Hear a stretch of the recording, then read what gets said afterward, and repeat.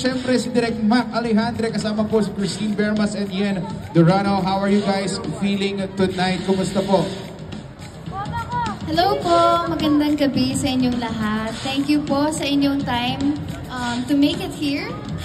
Sana po ma-enjoy niyo yung movie dahil napakaganda po ng storya. Thank you. Christine? We're very excited po na mapanood niyo tong movie namin.